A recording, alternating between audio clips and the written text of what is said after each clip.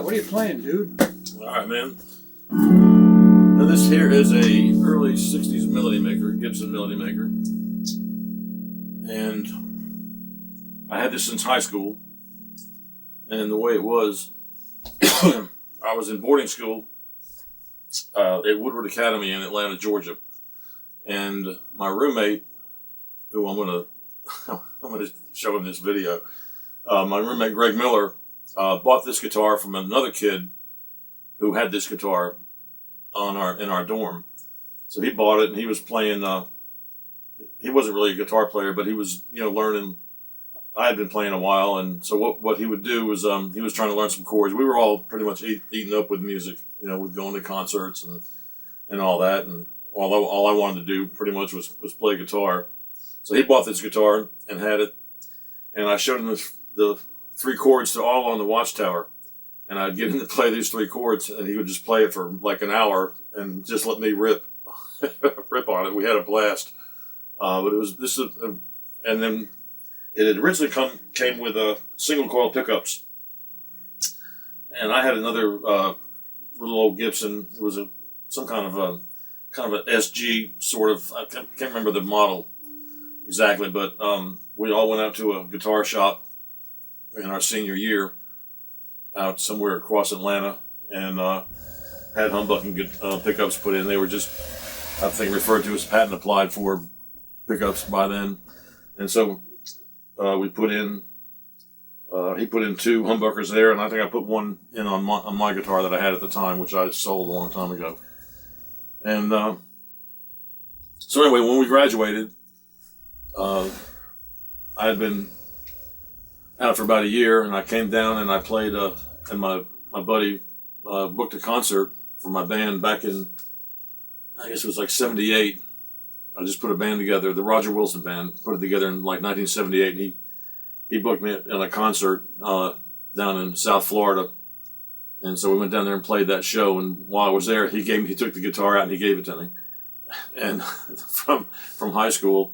And so I've been playing it ever since. And what happened was I was playing regular standard tuning songs on it in a regular 440 tuning. But I decided years later I just decided to play open D tuning and just play slide guitar on it on open D.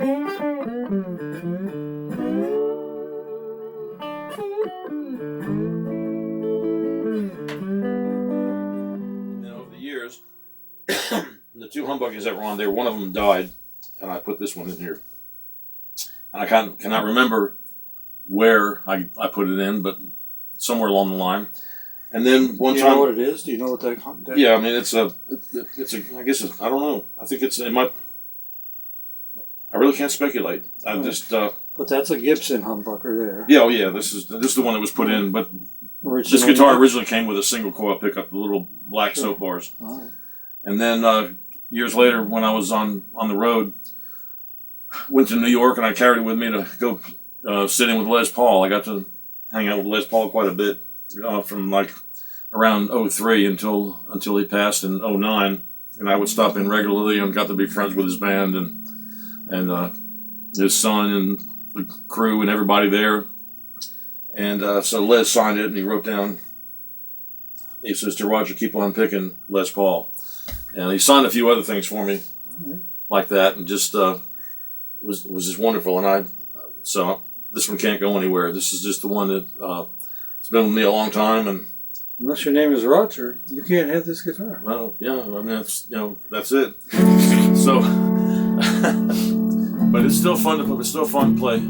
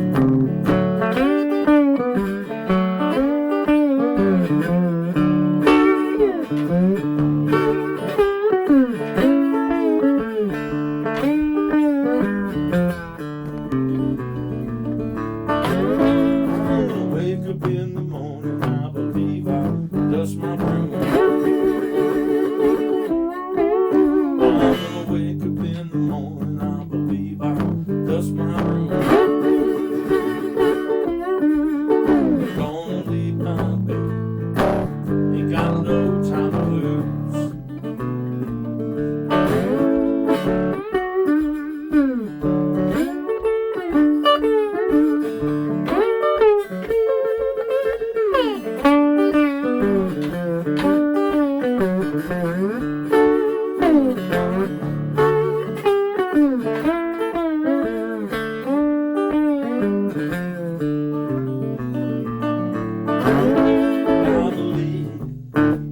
believe my time ain't long.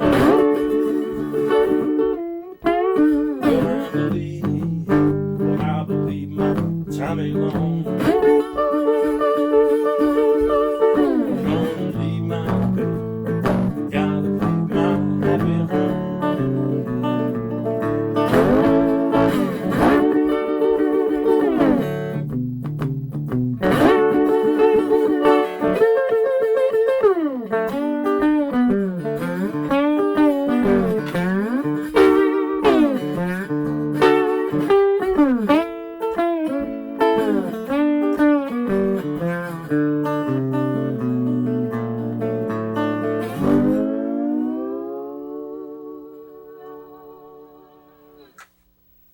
So what does the back of that look like?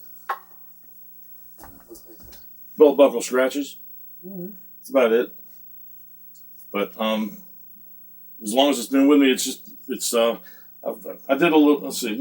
I was having some problem with it a year or so ago. I know what it was. The pickup was coming loose here, and this might be a Bill Lawrence, either a Bill Lawrence and very possible. I'm not going to speculate again. And but this is a 1960. Early '60s. We got, I know it's. I'm not really good on keeping Any up other with that. writing on it anywhere? There's a number somewhere on it. Probably have to dig it up. Because it doesn't even say Gibson. Does it say Gibson on the top there? Yep. Barely. All right. But it's been around a long time. Oh, Kalamazoo. Yeah, so it's just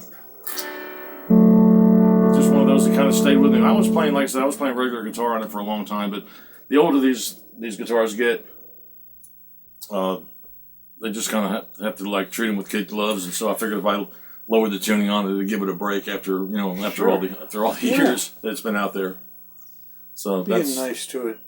Yeah, but I still love the sound of it, and I love an open D tuning anyway. I just always have. I just love that drone. Here's a tune that I wrote. This is one that I did on a CD back in '06, I think. This is my 7th CD. This is about. It's called "How Much Is Enough," and there's a good story behind it, but it's about how much is enough.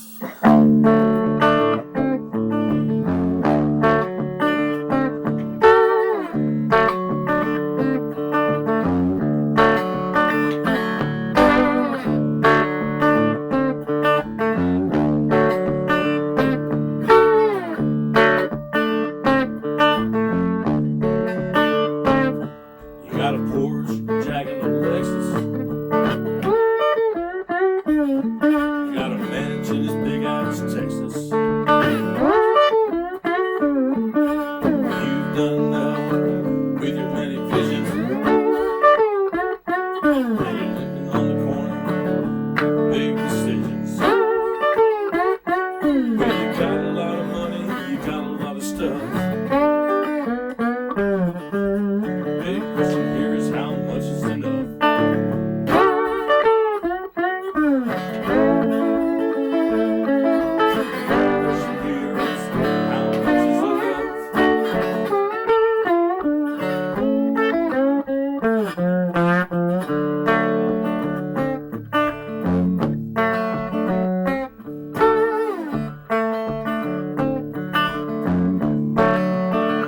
That's just the first verse. I forgot the other two. That's pretty much the story on this one here. There's the fact that it's been around a long time, and that I just kind of the knobs have all been changed, everything, the pickup signed by Les Paul. So it's one that will be with me forever.